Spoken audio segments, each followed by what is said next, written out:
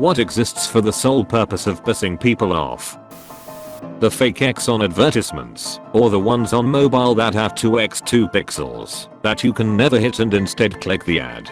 And sometimes there is no X, only some text saying no, I don't like saving money. When a screen loads up and then readjusts right when you are trying to click on something, which then causes you to click on the wrong thing. This pisses me off so goddamn much. It happens so often too.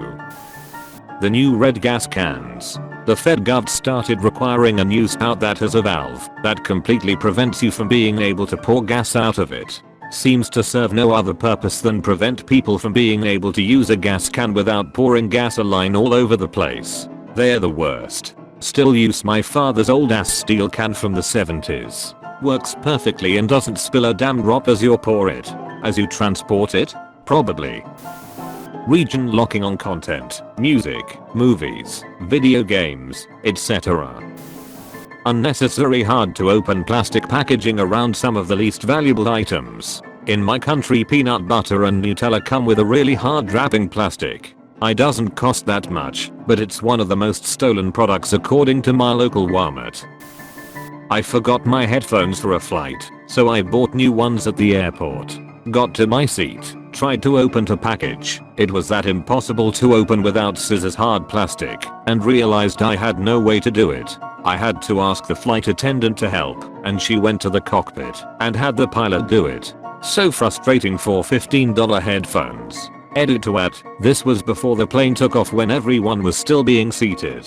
The pilot usually either greets passengers or hangs out in the cockpit until everyone is settled. This did not happen while the plane was in the air, so yeah, not that big of a deal. When she handed them back to me, she made it a point to say that the pilot opened the package for me, and I'm not really sure why. Maybe to make me feel like I was getting my money's worth for that ridiculously overpriced flight. Hey, stop flying for a second and open this guy's headphones.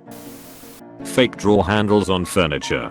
Similarly, fake pockets on clothes. Fake t-shirt pockets that aren't just a bit of thread on the shirt or drawn on, but are literally just pockets that are far too small to use. Bought 2 t-shirts like this and didn't realize until a week later they look worse than if they had just used a workaround or IDK, put a real pocket on it. Mandatory email sign-ups when visiting a website or using a service. Even some doctors and dentists require you to do it now. Or those self-scrolling sign-up banners that follow you down a page and have no visible X on them to close them. This is why I need AdBlock to remove those and any header/footer that news sites think are helpful, but really just shrink the readable portion of the page by like 30%. News sites themselves are designed only to piss people off. 800 ads pushing the article width to a single character per line. After your ad hijacked my browser, you really expect me to pay you to read your articles? You already betrayed any trust I had in you. Screw news sites. 95% of articles shared on social media. Also a lot of the news stories that are on 24/7 news channels on both sides. They'll find a few Twitter accounts saying something dumb, spin it into a millennials think home ownership is for racists. Conservatives want to take food stamps away from anyone who has ever looked at an avocado, when in reality it's just a few dumb people, possibly may even be a shit post. Unskippable ads. Exactly. Like I'm going to buy your product after you just interrupted something I was doing and force me to watch your stupid ad. Anymore, I just quit watching the video altogether and pick a different one. NBC cited this with their shows last time I used it. In the middle of a fucking sentence. This song isn't working out here. It would be let me tell you about a product. Better if we put it at the beginning. The last key on the piano. Plink plink plink. Excuse me, I'm playing a song. Are you really though? Plink plink plink. Bro, do you even Hungarian Rhapsody #2?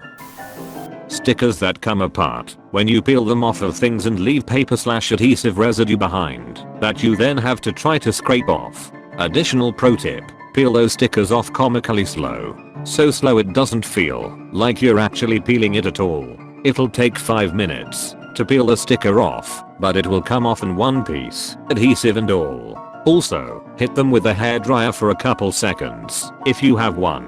warms the adhesive up, and weakens its grip. This is how I took my Ford badges off my truck when they needed replacing. Eat, peel, and glue gone. Rinse and repeat.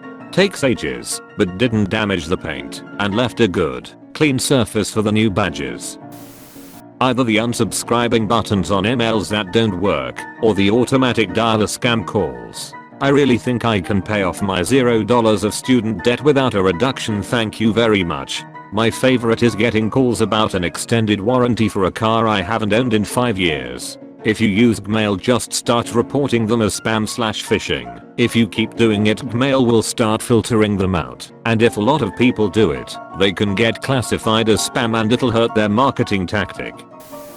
Food bloggers writing their life story before finally getting to the damn recipe. This is a search engine optimization, SEO driven thing, and yes, it's terrible. Why can't this info be after the recipe though? Above the fold, i.e. seen on page load, content is given more weight in terms of what is actually evaluated. Remember sites in the late 90s/early 2000s that had 1000s of tags hidden at the bottom of the page? Avoiding that, but in the modern sense. YouTube videos or blogs that take 20 minutes to get to the useful information you actually need. Edit. First time being gilded. Thanks stranger. The heroes are the people who post, video starts at XX. When you have an itch, but when you scratch it the itch is like actually under your skin, and so you're scratching, and there's no result. I'm not the only one that gets that, right? Edit. Changed a word edit to, holy crap, my first silver. Thanks. How about an itch in the canal between the throat and the ear? That's pure hell. Rubbing the inside of my mouth with my tongue sorta helps, but you mostly just have to put up with it. Yup, I get those, it sucks. Have you tried talking like Donald Duck to relieve it? I find it helps scratch my throat. Flat Earth supporters. There's no way that many people are dumb enough to believe the earth is flat. What we are really getting here is a well executed troll. The best trolls are the ones that convince their target that they are not being trolled. It started as a joke, did it not? That's the problem with satire. Too many people believe it. This happens often. I heard a story of a guy who did this to troll an alien abduction community, and it took off. He has tons of people following his story, like he was getting known in the community, and eventually after years he came clean that he had made it all up, and absolutely no one believed him. They were all like, oh no, they got to him. He has been brainwashed by the government. Oh my jerd. And no matter what, he couldn't convince him that he had made it up. That's how dug in they were. Precisely why I cringe every time I see someone sharing an Onion-like article as truth. You know, the ones. Not the funny ones. The political ones, for instance. Those with super damaging shit that then becomes widely believed because everyone that bought it will remember it as fact and forget that Uncle George finally told everyone it was satire after the 10th share. Hoers. When I worked at a community center, we rented out empty classrooms as conference rooms. On my first evening shift alone, these stuck-up hoa people march in and demand that I show them to their conference room. I check my schedule and they are not on it. So I tell them politely that they don't have a room reserved.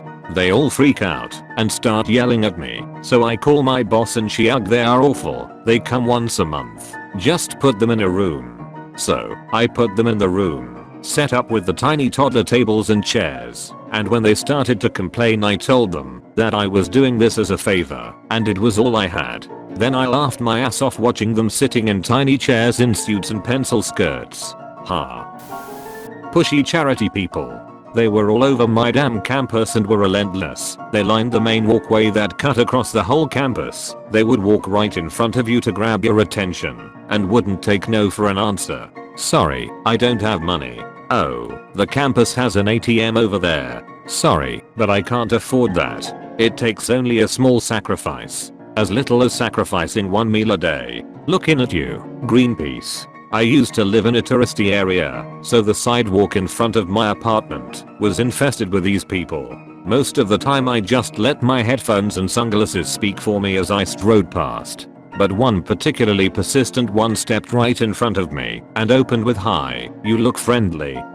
The look on his face when I said I'm not and stepped around him still makes me giggle a bit all these years later. Phantasma here, hope you enjoyed, don't forget to sub for more.